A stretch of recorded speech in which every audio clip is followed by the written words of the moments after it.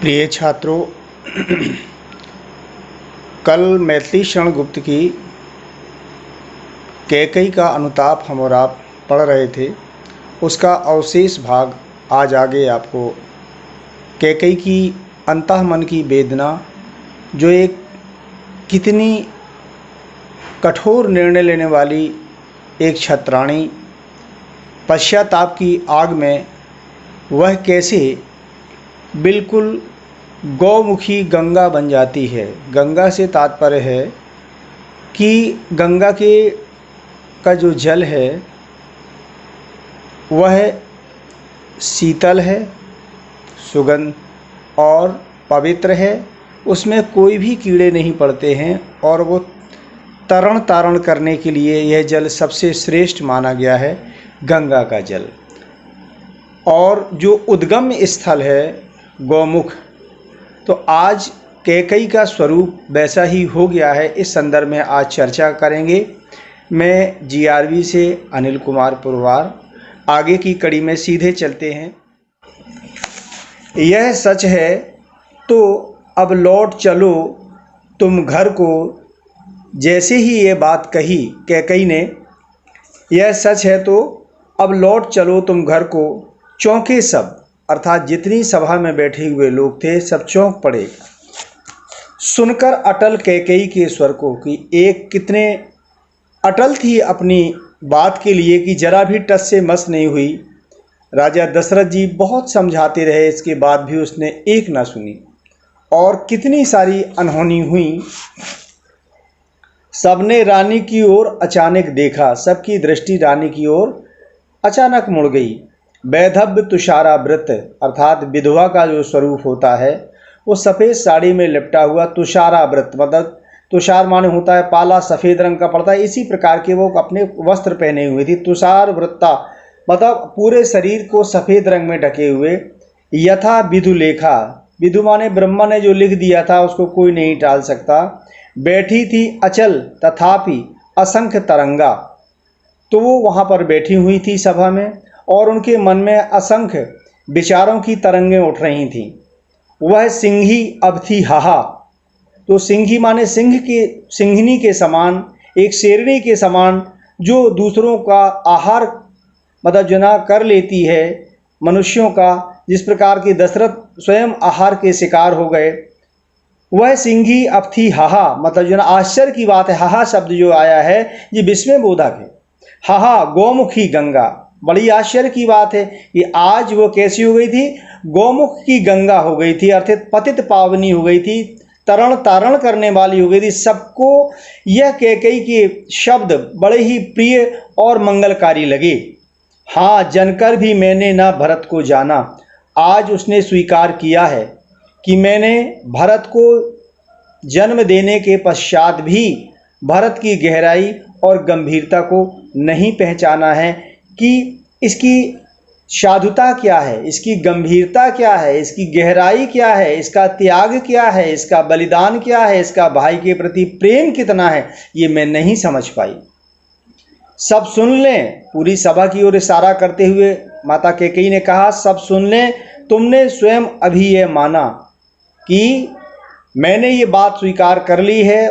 राम जी ने भी यही बात कही है कि जो माँ ने अपने अंदर 9 माह तक रखने के पश्चात भी भरत को नहीं पहचान पाया, यह सच है तो फिर लौट चलो घर भैया। राम जी के लिए कैकेयी माता कहती हैं, भैया यदि बात यह सच है तो फिर घर पुनः वापस चलें आप, अब यहाँ वनवास में आपकी कोई ज़रूरत नहीं है।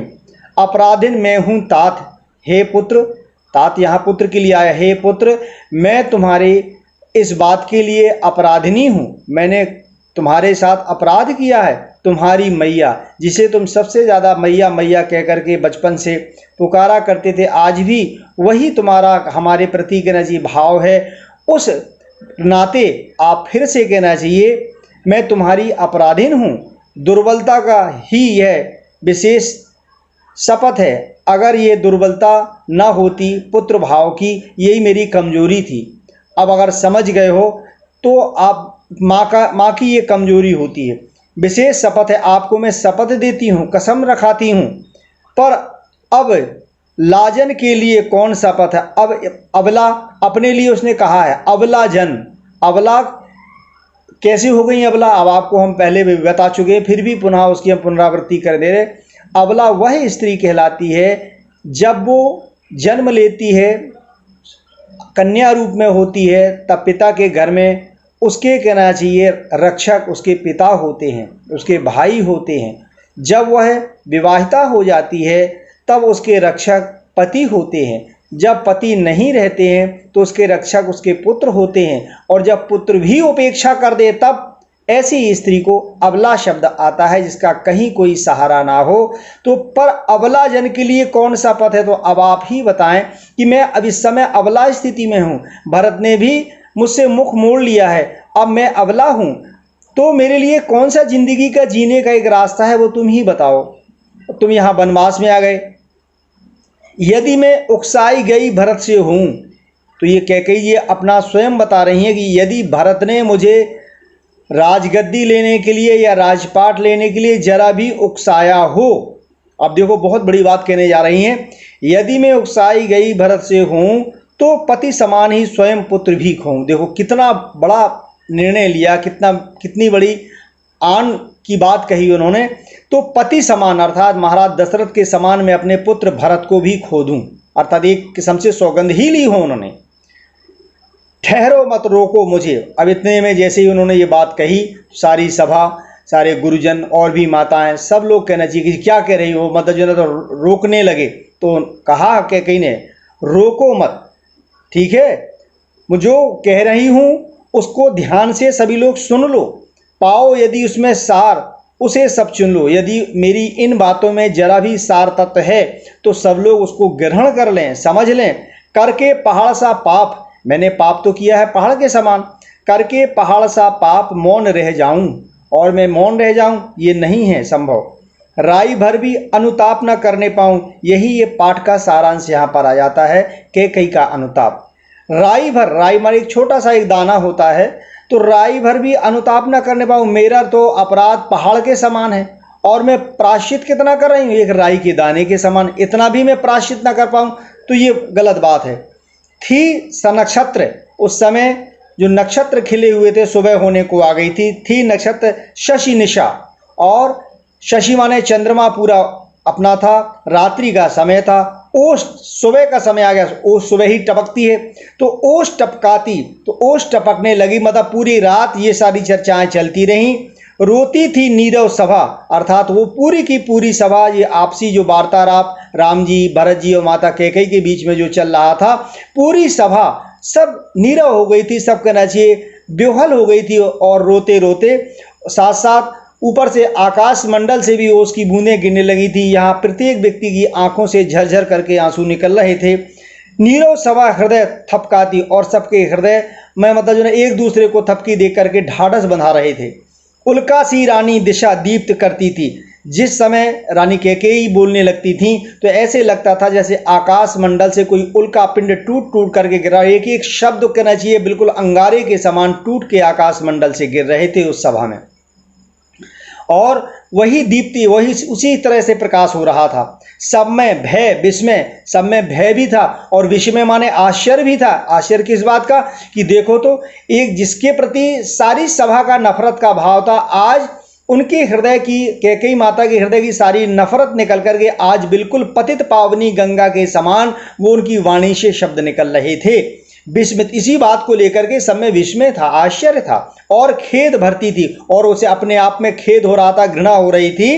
क्या कर सकती थी मरी मंथरा दासी, आज उन्होंने बात खोल करके कही, दासी जो मेरी मंथरा थी, मरी थी, वो उसकी क्या औकात थी, उसकी क्या क्षमता थी कि जो मेरी बुद्धि को परिवर्तित कर सके, मगर क्या कर सकती थी मरी मंथरा दासी, मेरा ही मन रह न सका निज विश्वासी, मेरा स्वयं का अपना मन ही मेरे विश्वास में नहीं रहा। इस बात के लिए कैकेयी माँ ने कहा है, जल पंजर गत अब अरे अधीर अभागे, अब उस कहना चाहिए जल पंजर भर रह गए हैं, अर्थात इस जल के पूरा शरीर खाक हो गया है, अब यही अधीरता है मन में, यही कहना चाहिए चाहत है, ये मनुष्य का अपना भाग होता है, अभाव, ठीक है। तो ये अधीर अब हो रहा है मन, बेज्वलंत भाव थे मेरे ही हृदय के अंदर, वो कलुषित विचार क्यों उत्पन्न हुए और मैंने उन विचारों को क्यों अपने मन स्थिति में जगह दी।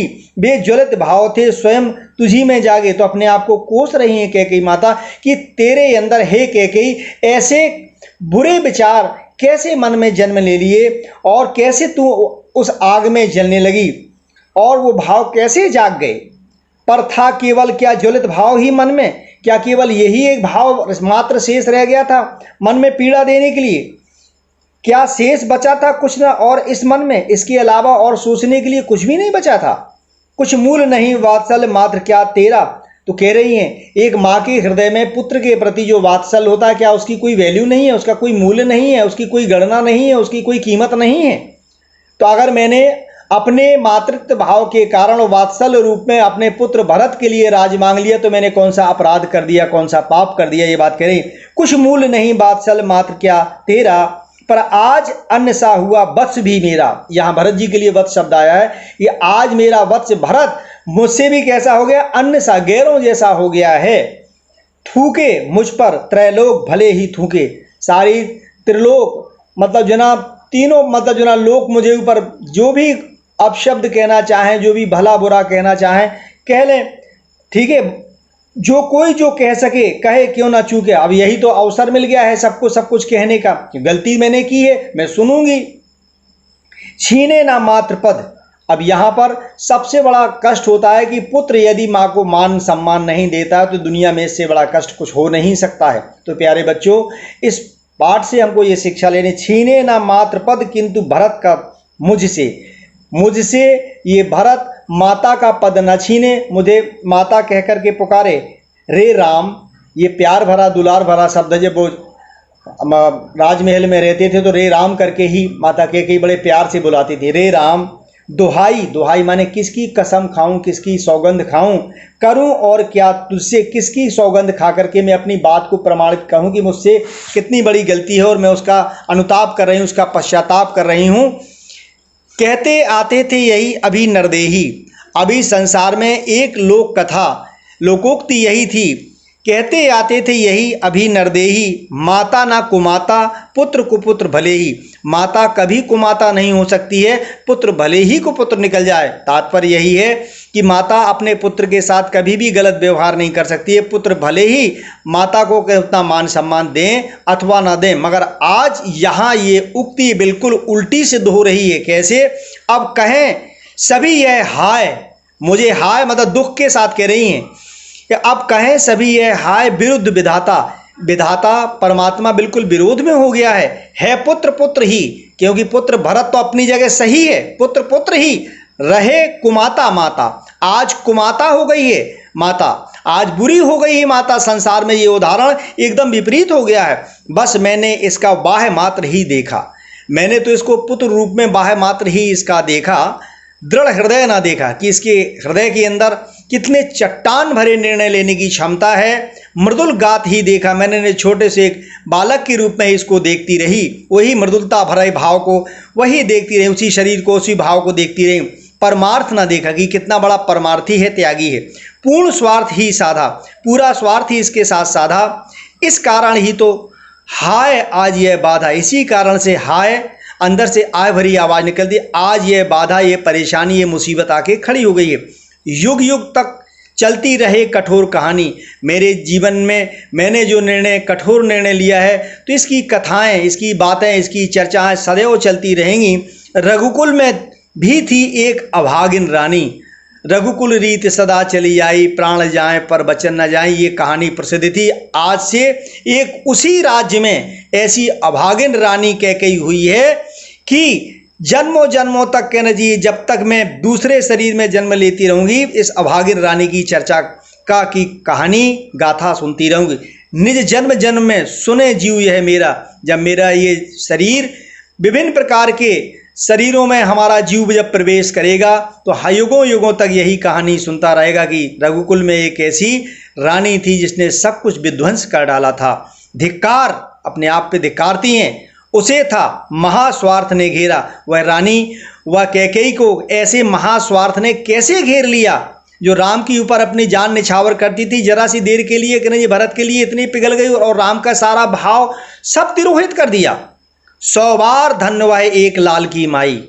या राम जी के लिए, माता कौशल्या के लिए कह रही हैं कैकेयी, 100 बार धन्य वह एक लाल की माई। एक लाल कहना चाहिए निज जिस जननी ने जना भरत सा भाई। और वही कहते हैं कहना चाहिए कि एक लाल कैकेयी ने भी जना वह भरत सा भाई कहना चाहिए दे करके कहना जी कौशल्या और कैकेयी दोनों के लिए, क्योंकि कौशल्या जी ने भी एक ही पुत्र को जन्म दिया था और कैकेयी ने भी एक पुत्र को जन्म दिया था। सुमित्रा जी ने 2 पुत्रों को जन्म दिया था, लक्ष्मण जी और शत्रुघ्न जी। तो यही है, जिस 100 बार धन्य वह एक लाल की माई, जिस जननी ने है जना भरत सा भाई, जिस माता ने भरत जैसे भाई को जन्म दिया है। अब इसको थोड़ा सा हम अब बता दें कि कैसे आप परीक्षा में लिखोगे, उसको भी थोड़ा सा समझ लो, उसके बाद फिर थोड़ा सा आगे और पढ़ाई दे रहे हैं आपको। तो सबसे पहले आप जैसे यहाँ से ले लें, थूके मुझ पर त्रैलोक भले ही थूके। तो यहाँ से हम लेंगे थूके मुझ पर डॉट डॉट डॉट डॉट करके संकेत पहली हेडिंग डालेंगे, कुमाता माता तक ले जा करके। अब इसके बाद इसमें संदर्भ आएगा प्रस्तुत पद्यांश हमारी पाठ्य पुस्तक से हिंदी से लिया गया है, साकेत महाकाव्य से लिया गया है। अब प्रसंग में आएगा कैकेयी का अनुताप अंश से उद्धृत है और ये कब की घटना है, कवि चित्रकूट की सभा में कैकेयी के मनस्ताप और गिलानी को व्यक्त कर रहा है। और व्याख्या करेंगे इसमें। कैकेयी कहती है, मेरे अनुचित कार्यों के लिए भले ही तीनों लोकों के निवासी मुझ पर थूकें और मुझसे घृणा करें, मेरे विषय में जिसे जो भी कहना हो कहें, मैं सब कुछ सहन करने को प्रस्तुत हूँ, परंतु भरत की माँ होने का पद मुझसे न छीना जाए। राम, मैं केवल इतना ही तुमसे मांगती हूँ कि अब तक लोग कहा करते थे कि माता कभी अपने वात्सल्यमय स्वभाव और गरिमा का त्याग नहीं कर सकती, वह कुमाता नहीं होती, पुत्र भले ही कुपुत्र निकल जाए, परंतु इसमें मेरे दुर्भाग्य ने अब भी सभी को यह कहने का अवसर दे दिया है कि पुत्र तो पुत्र ही रहा और माता ही कुमाता हो गई है। अब इसमें थोड़ा सा देखो, यहाँ तक ये हो गया, इसका व्याख्या हो गई। अब आता है काव्यगत सौंदर्य। तो इसमें कैकेयी की आत्मगिलानी और पश्चाताप को कवि ने मार्मिक शब्द प्रदान किए हैं। फिर इसके बाद लिख सकते हैं, कैकेयी को सबसे बड़ा दुख इस बात का है कि उसके आचरण से मातृत्व की गरिमा कलंकित हुई है। और आगे लिख सकते हैं, थूके मुझ पर त्रैलोक भले ही थूके। इन शब्दों में कैकेयी की सच्ची आत्मगिलानी और प्रायश्चित भावना बिल्कुल झलक रही है। भाषा आप लिख सकते हैं साहित्यिक खड़ी बोली है। शैली में लिखेंगे प्रबंध काव्य की शैली है। अलंकार में अनुप्रास एवं वीप्सा अलंकार है। रस में करुण रस और शांत रस 2 स्पष्ट दिखाई देते हैं। गुण इसमें प्रसाद है और शब्द शक्ति है अभिधा। तो इस प्रकार से ये हो जाता है आपका। इस प्रकार आप लिखोगे पूरा, और चाहो तो लास्ट में आप कठिन शब्द हैं उनकी मायने भी लिख सकते हो। तो इस तरह आपसे परीक्षा में लिखोगे तो पूरे अंक आएंगे। अब आगे की कहानी है, पागल सी प्रभु के साथ सभा चिल्लाई। तो प्रभु रामचंद्र जी भी चिल्लाने लगे और सारी सभा चिल्लाने लगी। तो अब लगता है कि कैकेयी की मना स्थिति एकदम जैसी पागलों जैसी हो गई, वो बिल्कुल बेहाल हो गई थी। वो 100 बार धन्य वह एक लाल की माई, और सभी तरफ से आवाज पूरी सभा में आई उठी, 100 बार वह एक लाल की माई। हाँ, लाल उसे भी आज गमाया मैंने, था लाल मेरा, आज्ञाकारी पुत्र था भरत, मगर आज मैंने उसको भी गमा दिया है। विकराल कोयस ही यहाँ कमाया मैंने, ये विकराल कोयस ही मैंने यहाँ पर कमाया है। निज स्वर्ग उसी पर बार दिया था मैंने, सारी संसार के सारे सुख मैंने उसी पर निछावर कर दिए थे। बार दिया मैंने निछावर कर दिया था। हर तुम तक से अधिकार लिया था मैंने, तुमसे तुम्हारा अधिकार जो बड़े भाई होने का, राजा बनने का अधिकार था, वह तक मैंने तुमसे छीन लिया। अपने पुत्र मोह में आकर के ये काम किया, पर वही आज यह दीन हुआ रोता है। आज वही दीन अपने आप को गरीब दरिद्र और तुम्हारी छत्र साया ना होने से अपने आप को बहुत दीनहीन महसूस करता है मेरा पुत्र भरत। और आज वह रोता रहता है, मतलब जो है किस कारण से, कि मेरा बड़ा भाई मेरे पास नहीं है। संकित सबसे धृत हरण तुल्य होता है। ऐसा लगता है जैसे किसी हिरणे के को मतलब जो ना हिरणी के बच्चे को मतलब छीन करके उसको हिरणी को घायल कर दिया गया होता है। संकित सबसे धृत और हरण तुल्य होता है, बिल्कुल घायल अवस्था में है वो, जैसे हिरण को बाण लग गया हो। श्रीखंड, आज श्रीखंड कहलाता है दही दूध और मिश्री मिलाकर के जो मतलब जो ना खाद्य पदार्थ दिया जाता है मक्खन के साथ में, तो वो श्रीखंड कहलाता है। श्रीखंड आज जो खाने में बहुत ही मृदु होता है, स्वास्थ्यवर्धक होता है। अंगार चंड, जो हमसे जब बोलता था तो उसकी वाणी से फूल झड़ते थे, आज मुझसे वो बोलता है तो कड़वे शब्द बोलता है, अंगार के समान उसके शब्द होते हैं। है मेरा, तो इससे बढ़कर कौट दंड है मेरा। माँ को इससे बड़ा कष्ट और दंड क्या हो सकता है जिसका पुत्र उससे कर्कश शब्दों में बात करे और सम्मान ना दे। आगे है, पटके मैंने पद पानी मोह के नद में। मैंने अपने पैरों को कहाँ पर, पद पानी में, मदन नदी में अपने पैर पटके और मैं निशान बनाना चाहती हूँ तो नदी में पैर पटकने से कोई भी निशान नहीं बनते, थोड़ी देर में लहर के साथ वो निशान विलुप्त हो जाते हैं। वही काम किया मोह की नदी में। कौन सी नदी में? मोह की नदी में मैंने पैर पटके और उसका परिणाम ये सामने आया। जन क्या क्या करते नहीं स्वप्न में मद में। जो इंसान है, जनमाने लोगों के लिए बताया गया है कि जब इंसान स्वप्न में होता है या मद माने अहंकार में होता है तो कितने कितने अपराध नहीं कर बैठता है, बाद में उसको पश्चाताप होता है जब वो जागृत अवस्था में आता है, विवेक की अवस्था में आता है, प्रज्ञा की अवस्था में आता है। हाँ, दंड कौन क्या उसे डरूंगी अब भी, जो भी दंड निर्धारित हो मुझे किसी दंड की कोई परवाह नहीं, मैं हर दंड को भुगतने के लिए तैयार हूँ। मेरा विचार कुछ दयापूर्ण हो तब भी, अगर मेरे प्रति जरा भी इस सभा में सभी लोगों में अगर जरा भी दया का भाव हो तो मेरे विषय में विचार करें। हाँ, दया हंत वह घृणा, अह वह करुणा। अगर दया हो और तो हंत किया, मुझे मार दिया जाए या मुझसे घृणा की जाए, अह वह करुणा या करुणा दर्शाई जाए। वैतरणी सी है आज जाह्नवी वरुणा। आज वैतरणी कहा गया है, स्वर्ग की एक नदी होती है जिसको पार करना पड़ता है। आज जो वैतरणी नदी बन गई, जाह्नवी वरुणा नदी थी कि न जिए। और सह सकती हूँ चिर नरक सुने सुविचारी। मैं सहस्त्रों का न जिए नरक में भोगने के लिए तैयार हूँ, वो सारे कष्ट भोगने के लिए तैयार हूँ। चिर नरक, जो सबसे बड़ा नरक है, सुने सुविचारी। सुविचारी माने बुद्धिजीवी वर्ग, सारे विद्वान लोग, सारे सभा के कनजी विद्वज्जन, मंत्रीगण, सब लोग इस बात को विचार कर लें और सुन लें। पर मुझे स्वर्ग की दया दंड से भारी, मुझे मेरे ऊपर दया ना की जाए। क्यों? मैं दंड पाने के लिए अपने आप को प्रस्तुत करती हूँ, मेरे साथ कहने की कोई दया भाव ना बरता जाए। लेकर अपना यह कुलिस कठोर कलेजा, मैं अपने इस बुराइयों से भरा हुआ, कलुषता से भरा हुआ कलेजे को, हृदय को, कठोर कलेजे को मैं अपने अलग कर देना चाहती हूँ। मैंने इसके ही लिए तुम्हें बन भेजा, मैंने अपने कलेजे में पत्थर रख कर के ही तुमको वन को भेजा, 14 वर्ष का वनवास दिया और मैं अड़ गई अपने इस दृढ़ निर्णय पर। जबकि आपके पिताजी महाराज दशरथ जी कई बार समझाते रहे, मैं नहीं मानी, नहीं मानी। मैंने घर चलो इसी के लिए ना रूठो अभियों। तो माता कैकेयी राम जी से कहती हैं कि घर चलो इसी के लिए ना रूठो अभियों, कुछ और कहूँ तो उसे सुनेंगे सब क्यों। अगर इसके अलावा मैं और कुछ बात करूँ तो मेरी इन बातों को कौन सुनेगा। मुझको यह प्यारा और इसे तुम प्यारे हो। मुझको भरत प्रिय है मगर भरत को आप प्रिय हैं, तो आपके प्रति हमारा दुगना प्रेम हो गया है। भरत से तो प्रेम है ही और भरत से ज़्यादा अब आप पर मेरा प्रेम प्रकट हो गया है। मुझको यह प्यारा और इसे तुम प्यारे, मेरे दुगने प्रिय रहो ना। अब मेरे लिए आप कितने प्रिय हो गए? दुगने प्रिय हो गए ना। मुझसे न्यारे, मुझसे तुम एक पल के लिए भी अब जुदा ना हो। मैं इसे ना जानूं किंतु जानते हो तुम, मैं भरत को नहीं जानती हूँ, आप इसकी गहराई और गंभीरता को समझते हैं। अपने से पहले इसे मानते हो तुम, अपने से ज़्यादा भरत से आप स्नेह करते हो, मानते हो और उसको समझते हो।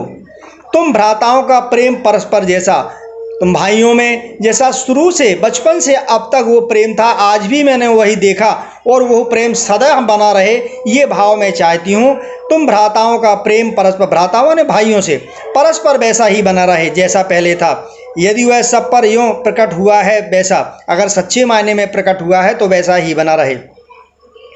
तो पाप दोष भी पुण्य दोष है मेरा, यदि मैंने पाप भी यदि कर दिया है तो मैं वनवास भेज के भरत को राजा बना करके तो मेरा पुण्य का तोष बन जाएगा, मुझे सुख मिल जाएगा, मुझे इसमें आनंद मिल जाएगा यदि आप वापस लौट चलते हैं। तब मैं रहूं पंकिला पद्म कोश है मेरा। मैं पंकिला माने मैं कीचड़ में रहूं, पंकिला माने कीचड़, मैं पंकिला हूं, मैं कीचड़ हूं।